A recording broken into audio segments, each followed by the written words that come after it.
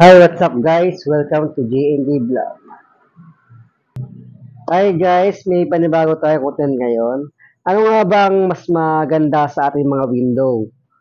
Ang jalousie window type o sliding window type? So, yan ngayon guys ang ating content at pag-aaralan kung ano nga bang mas magandang ikabit sa ating mga bintana sa bahay. So, marami din sa akin nagtatanong sa mga client natin, ano nga ba mas maganda ikabit o i-install para sa mga bintana o ano ba ang mas safe, ano bang mas maganda, ano bang mas quality. So ngayon guys, isa-isay natin yan para malaman nga natin kung ano nga ba mas magandang ikabit sa bintana natin at ano nga bang mas quality. At syempre guys, pag-uusapan din natin kung magkano nga ba ang presyuhan ngayon ng jalousie at sliding window. So yun guys, bali dito na tayo sa Jalo Plus o jalousie na window.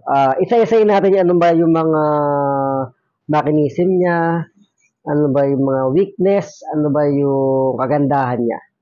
So, let's go. So yun guys, bali ito guys yung Jalo Plus window o jalousie.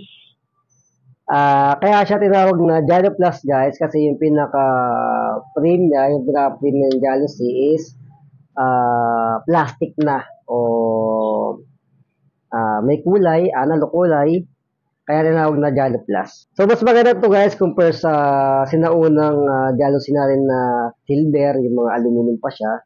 So, ito guys is aluminum and plastic na talaga siya. So, first mechanism guys, paano nga ba to i-operate, i-open? So, ang pinaka-open close na guys is itong handle na to. So, ito guys, pag binaba mo, bubukas siya. At pag tinaas mo ay sasara siya. Yan lang yung pinaka-simple na mechanism niya, yung pag-open ng bintana na to. At sa salamin niya guys, same thickness din naman sa ginagamit natin sa sliding. So, ang thickness ng glass na to guys ay 1/4. So, standard naman yan sa mga bintana natin, sa mga sliding window, sa mga salamin. Siyempre, may kulay din na available, clear or bronze glass, o pwede rin na reflective glass.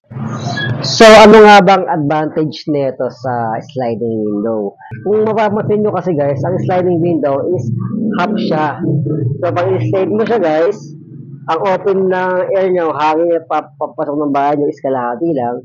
So, ang Jalo Plus guys, pag in-open nyo, is buong bintana mo yung mabubuksan. Yun ang pinaka-advantage niya sa sliding window. Pero, ang disadvantage naman niya guys, mas madali kasi ito i-disassemble o tanggalin yung salamin kaysa sa sliding window. Kasi ito nga kasi guys ay frameless. So, ang pinaka-bracket lang niya guys is nandito sa gilid. Ayan, dalawang gilid. Yan yung pinaka-nag-hold sa salamin. So, madali tanggalin siya guys kung i-press mo lang ito. Pag-press mo to guys, mahuhugot na itong salamin na to. So, madali siyang tanggalin. At isa pang weakness nito guys ay bukod pa yung pinaka-screen o mosquito screen niya. Dito na mga sliding window guys na frame niya is meron talaga siyang kasama na screen na release para isang set na sa sliding. Ito kasi guys is gagawa pa tayo ng sarili niyang frame para sa mosquito screen.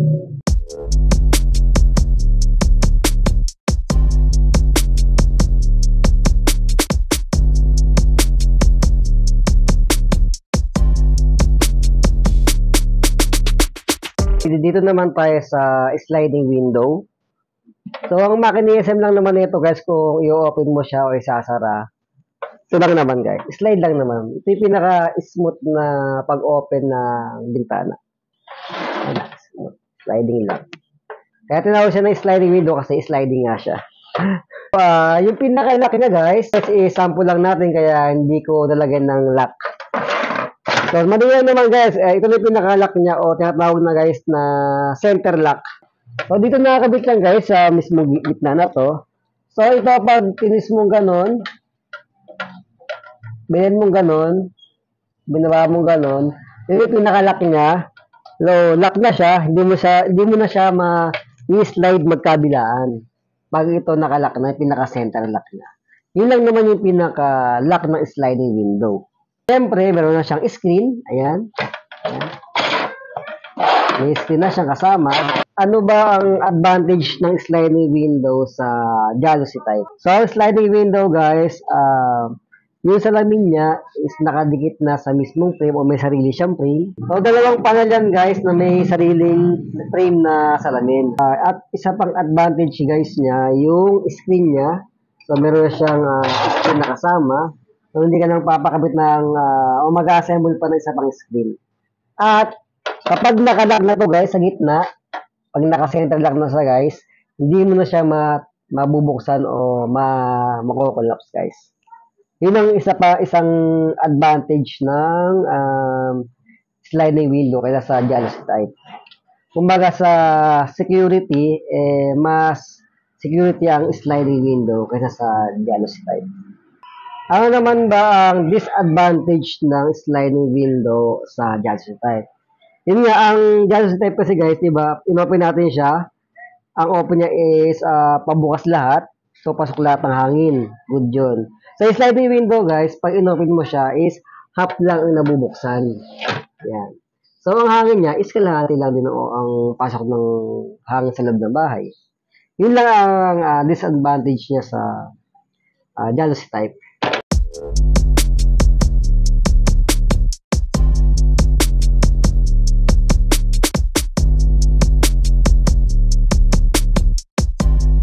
So, tapos na tayo, guys, sa disadvantage at pagpapakita sa mga makinisip nila kung paano i-open, paano isara. So, sa price naman tayo, guys. Sa Jalousie type kasi, guys, kapag ang bintana mo ay 120 cm by 120 cm o almost 4 feet by 4 feet, ang presyo namin dyan, guys, is 4.5 sa Jalousie. Kapag sa sliding window naman, guys, ang 120 by 120 o 4 feet by 4 feet ay nasa 5.5 to 5,000. Jalousie ka naman kasi, guys, kaya sinabing 4.5 kasi Jalo Plus na siya at bronze na yung salamin at analog color. Kaya medyo mataas na siya compare sa dating Jalo Plus frame o Jalousie.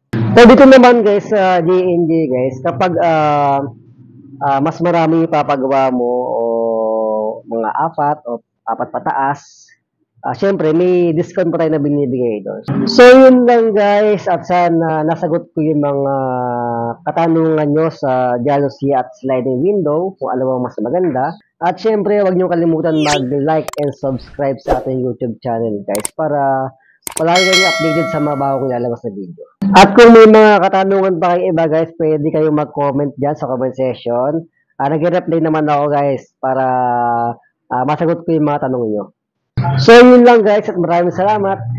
Ingat!